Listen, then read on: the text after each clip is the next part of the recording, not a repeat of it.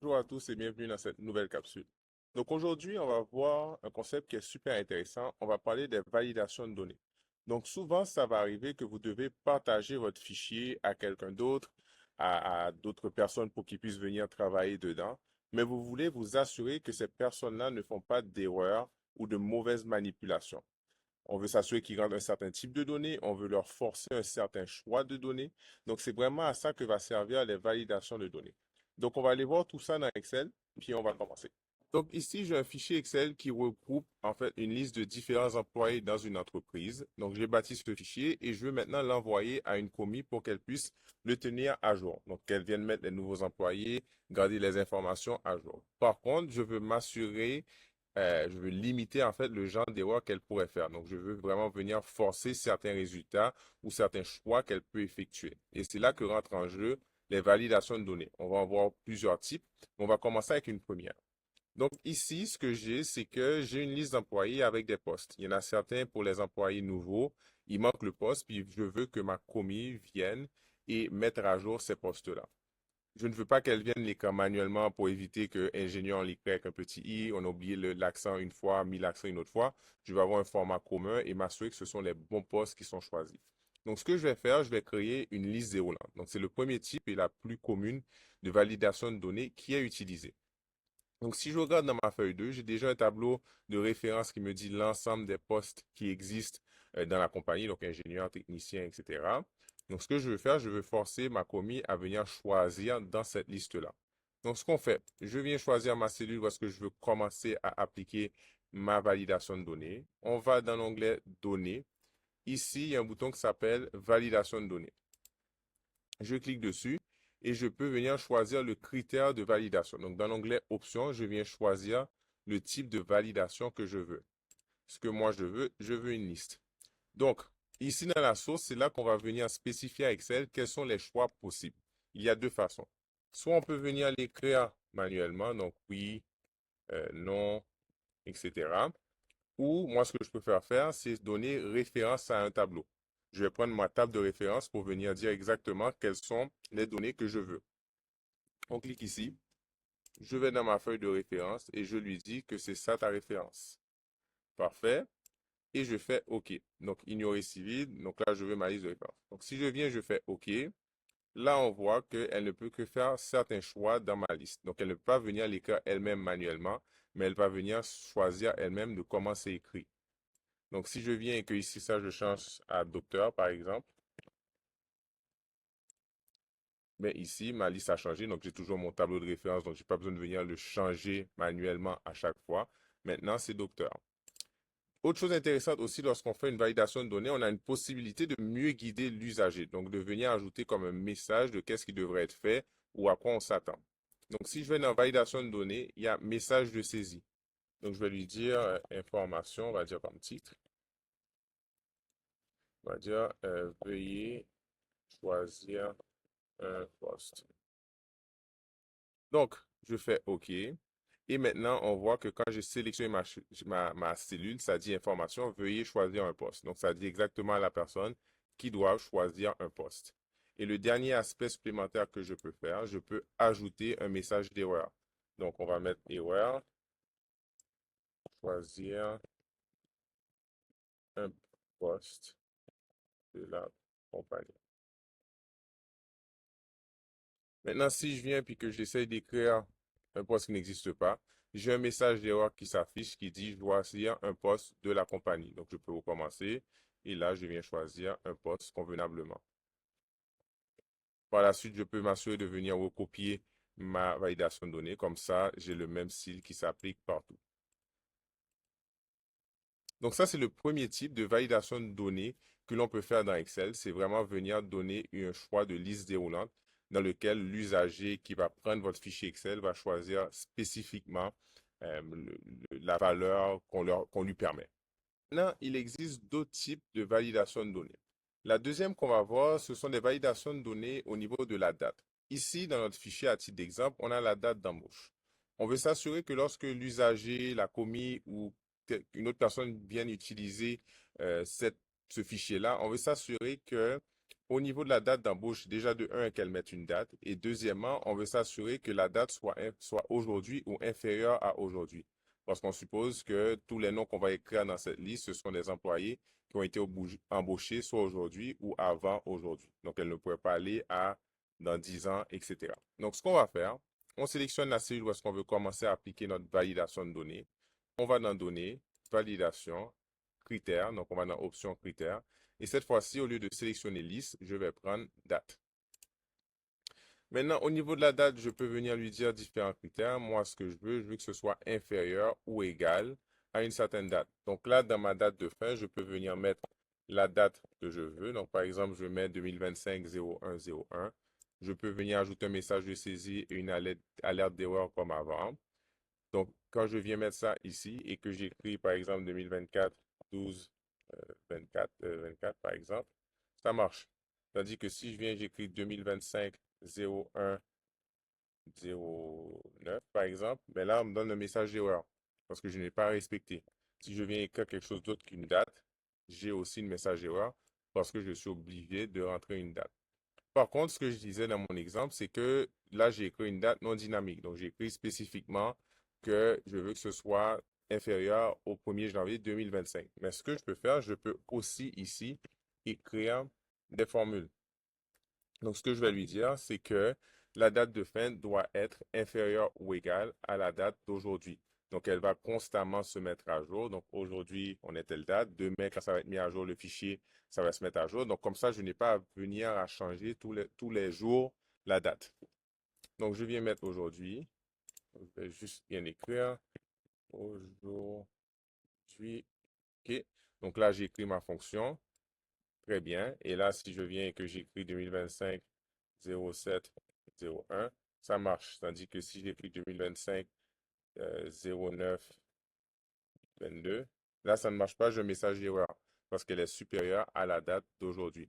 Donc ça, c'est hyper intéressant parce que là, j'ai combiné une fonction de date. D'ailleurs, si vous n'êtes pas encore sûr ou à l'aise avec les fonctions de date, je vous recommande d'aller voir la capsule spécifiquement qui se concentre en fait sur les fonctions de date. Donc ça, c'est le deuxième type de validation de données qui peut être super intéressant. On vient forcer une date et aussi on vient lui dire mais qu'elle se situe en telle et telle date, inférieure à telle date, etc. La troisième chose que l'on peut venir faire comme validation de données, c'est qu'on peut venir forcer une certaine longueur de caractères. Donc, disons que pour le code d'accès, on sait que le code d'accès, c'est toujours une chaîne de 6 caractères. Donc, si c'est une chaîne de 6 caractères, donc on vient encore une fois dans Données, Validation de données, et cette fois-ci, je peux dire la longueur de mon texte. Donc, je veux que la longueur de mon texte soit toujours, on peut dire soit comprise, donc moi, je veux dire que ce soit égal à 6. Donc, je mets égal à 6. Je n'aurais pu faire référence à une cellule, mais moi, j'écris égal à 6. Donc, maintenant, si je viens et que j'écris un code, ça marche. Tandis que si je viens et que j'écris, là, ça ne marche pas parce que ma chaîne de caractères n'est pas égale à 6 spécifiquement. Donc là, c'est pour s'assurer que la personne qui vient de remplir le fichier, mais par erreur, ne mette pas un caractère de moins ou de plus ou quelque chose qui n'a absolument rien à voir avec ce qu'on devrait mettre ici. Pour s'assurer d'appliquer le même type de validation de données, il est important de venir recopier comme si vous recopieriez une formule. Donc, si je viens ici et que j'écris 2025-09-08, là, ça ne marche pas parce qu'elle respecte la même formule d'aujourd'hui que j'avais mis. Là, on va faire annuler, ça disparaît. Donc là, on vient de voir à date trois types de données. Liste déroulante au niveau de la validation au niveau de la date, validation au niveau de la longueur du texte. Donc, il nous reste à voir dans cette capsule deux types de validation de données. Le premier type qu'on va voir, c'est une validation numérique. Donc maintenant, ce qu'on va faire, c'est qu'on va venir forcer des chiffres numériques dans notre fichier. Donc ici, au niveau du salaire horaire, je ne veux pas que la personne puisse venir écrire du texte, une date ou quelque chose qui n'a absolument rien à voir avec un salaire. Donc ce qu'on va faire, même logique qu'avant, on va dans Données, validation de données, et cette fois-ci, je vais dire qu'est-ce que je veux. Donc on va voir qu'on a différents fois. Donc, nombre entier, décimal. Donc, je vais mettre un décimal. Je vais dire que c'est compris entre, on va mettre entre 0 et, je sais pas, 120 par exemple. On peut choisir ce qu'on veut. Et maintenant, si je viens écrire par exemple 178, mais ça ne marche pas. Si je viens écrire moins 30, 23, ça ne marche pas. Mais si je viens écrire 23, 0,45. Là, ça marche. Et je peux appliquer le même format que d'habitude, donc le format de $. Donc là, on vient de voir un autre type de validation de données, qui est une validation numérique, où est-ce qu'on est venu forcer que ça doit être un chiffre, décimal, donc à virgule. Donc ça peut être 100 virgule ou avec virgule, mais qui doit être compris entre 0 et 120. On peut avoir la même logique, ajouter un message de saisie pour accompagner l'usager et aussi dire un message d'erreur lorsque ça ne marche pas. Donc explique un peu plus pourquoi que ça ne marche pas. Donc là, on pourrait venir dire, mais ça ne marche pas parce que le salaire horaire doit être compris entre 0 et 120 $ de l'heure. Donc ça, c'est le quatrième type de validation de données qu'on a vu dans cette capsule. La prochaine et la dernière qu'on va voir dans cette capsule, avant de voir notre petit concept vraiment intéressant, c'est ce qu'on appelle une personnalisée. Donc, on va venir voir une validation de données personnalisée. Donc, c'est un peu plus complexe. On va venir écrire en gros une fonction ou une formule en fait pour venir obliger quelque chose. Supposons dans l'idée de l'employé, je veux m'assurer que la personne qui vient remplir le fichier ne mette pas de doublons. Je ne veux pas que la personne vienne et mette des doublons. Donc, on peut commencer à penser, mais quel genre de formule que je pourrais faire. Mais une formule que moi je pense, donc je vais venir l'écrire ici pour ne pas me tromper. Donc, je vais écrire le nom si. Donc, je vais sélectionner toute ma plage de travail, disons. Donc, on va mettre toute la colonne A, parce on s'assure que la personne peut venir écrire dans toute la colonne A. Puis, je vais travailler dans chacune des cellules. Donc, disons que je vais travailler dans la cellule A7. Parfait. Vous allez mieux comprendre ce que j'ai fait ici. Donc, je viens là l'écrire ici. Donc, on fait la même logique. Données, on va dans validation de données. Ici, on a la possibilité de venir faire une fonction personnalisée. Là, je vous donne un exemple, mais on peut faire tout type de fonction personnalisée pour différentes raisons. Moi, je veux en créer une pour éviter les doublons. Donc, ce que je viens faire ici, c'est que je prends ce que j'ai écrit. Donc là, je lui ai dit que il faut que le nombre si, donc lorsqu'on regarde ma plage de critères, c'est toute la colonne. Donc, elle va aller calculer dans toute la colonne où est-ce que c'est égal à A1. Donc, où est-ce que la valeur est égale à A1. Et je veux que ce soit obligatoirement égal à 1. En faisant ça, c'est-à-dire qu'elle ne pourra jamais être égale à 2. Donc, je ne pourrai jamais avoir dans la colonne A deux valeurs similaires parce que le nombre si vient calculer toutes les valeurs similaires selon un critère donné. Donc là, mon critère que je donne, c'est que ça doit être égal à A7. Important à voir que ici, le A7, c'est une cellule relative, type de référence relative. Je vous réfère à la capsule sur les types de référence. Donc, quand je vais recopier ma validation de données, mais le A7 va venir à 8, à 9, etc. Puis j'ai sélectionné toute la colonne au complet. Donc, lorsqu'on écrit A2.A, donc c'est-à-dire toute la colonne A. Donc, je lui dis que ça doit être toujours égal à 1. Parfait. Donc, si je viens et que j'écris EMP 001, par exemple, là, ça me donne une erreur parce que EMP 001 est une valeur qui existe déjà dans ma colonne A. Donc là, je viens m'assurer que personne n'est capable de mettre une valeur en doublon par erreur. Donc, je recommence et que là, je viens, j'écris 8 et là, ça marche. Donc, on vient de voir cette logique-là qui m'a permis, en faisant une validation de données, d'empêcher à qui que ce soit de venir écrire une valeur en doublon dans ma colonne A. Donc, je viens recopier ma validation de données dans l'ensemble de mes cellules ici. Si je viens là, par exemple, et que je retourne dans validation, maintenant, on voit que le nombre ci est bien resté à AA, donc pour vérification dans l'ensemble de ma colonne A. Par contre, le A7 est devenu A9 parce qu'elle est descendue avec moi, donc type de relation relative. Donc, c'est quand même logique. Donc, si je viens, j'écris EMP 002, là, ça ne marche pas parce que 002 existe déjà ici. Tandis que si je reviens et que je remets 9 ici, là, ça marche. Donc là, on vient de voir le dernier type de validation de données que je voulais couvrir dans la capsule d'aujourd'hui. Je termine avec un dernier petit concept super intéressant et après ça, on ira à la fiche mémo. Donc ici, on a mis différentes validations de données dans l'ensemble de ce tableau, mais maintenant, je veux m'assurer que quelqu'un ne peut pas venir forcer en fait ou annuler ce que j'ai fait. Donc, on a une possibilité de venir bloquer notre feuille, donc de venir limiter les actions ou les cellules qui peuvent être modifiées dans notre fichier.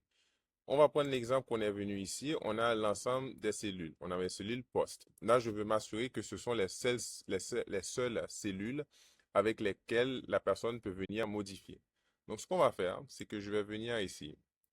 On sélectionne ce qu'on veut débloquer. Donc, dans l'exemple ici, j'ai mis poste, mais j'aurais pu sélectionner l'ensemble de mon tableau ou quelques cellules. Donc, par exemple, cette cellule, et cette cellule sur lesquelles elles peuvent venir travailler. Mais dans l'exemple ici, je viens sélectionner celle-là. On fait un clic droit et vous allez aller dans Format de cellule. En allant dans Format de cellule, il y a un onglet qui s'appelle Protection. Donc ici, je peux dire que je vais venir déverrouiller mes cellules. Donc je vais venir les débloquer. Donc en déverrouillant mes cellules, il ne va rien qui se passe pour le moment. Mais elle va nous permettre de venir utiliser un autre outil d'Excel pour venir justement limiter l'accès à mes feuilles ou à l'ensemble de mon classeur. Vous venez dans les onglets et vous allez dans l'onglet Révision. Dans l'onglet Révision, ici, il y a deux affaires qui s'appellent ici, protéger la feuille ou protéger le classeur. Je vais tout simplement faire le protéger la feuille. Donc, je vais venir protéger ma feuille. Et ce que je vais lui dire ici, c'est que tu vas venir protéger la feuille et le contenu des cellules verrouillées. Donc, initialement, j'aurais pu sélectionner ça. Et ce que je lui dis, permettre aux utilisateurs de cette feuille d'effectuer les tâches suivantes. Je vais seulement permettre de sélectionner les cellules déverrouillées. Donc, tout à l'heure, j'avais sélectionné un ensemble de cellules que j'ai déverrouillées. Donc, les gens ne pourront venir utiliser que ces cellules-là. On pourrait, si on souhaite, venir mettre un mot de passe. Par contre, assurez-vous bien que c'est bien nécessaire de venir mettre un mot de passe. Mais si vous voulez, vous pouvez venir mettre un mot de passe. Donc, comme ça, la personne ne pourrait pas venir tout simplement débloquer la feuille et elle devrait rentrer le mot de passe. Donc là, je fais OK. Et maintenant, si je veux cliquer ici, je suis incapable de venir cliquer n'importe où. Le seul endroit que je suis capable de venir cliquer, c'est dans les cellules que j'ai déverrouillées. Avec la validation de données supplémentaires que je ne suis pas venu capable de venir écrire n'importe quoi.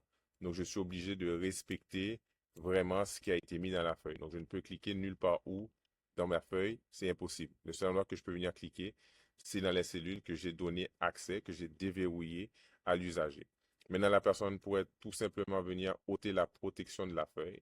Mais si j'avais mis aussi un mot de passe, mais on aurait une demande de mot de passe. Comme ça, le fichier, la liberté de venir modifier le fichier est très limitée. Donc, c'est un outil super intéressant et super puissant. Il faut bien l'utiliser dans certains cas et dans d'autres cas. Mais là, on vient de voir vraiment les validations de données et aussi comment venir protéger notre feuille. Donc, je vais switcher à la fiche mémo pour conclure cette capsule. Donc, ici, on a l'ensemble des concepts qu'on en a vus à travers cette capsule. Je vous laisse passer à travers, de la lire, de la comprendre, de continuer à pratiquer. Et sinon, on se reverra à la prochaine capsule.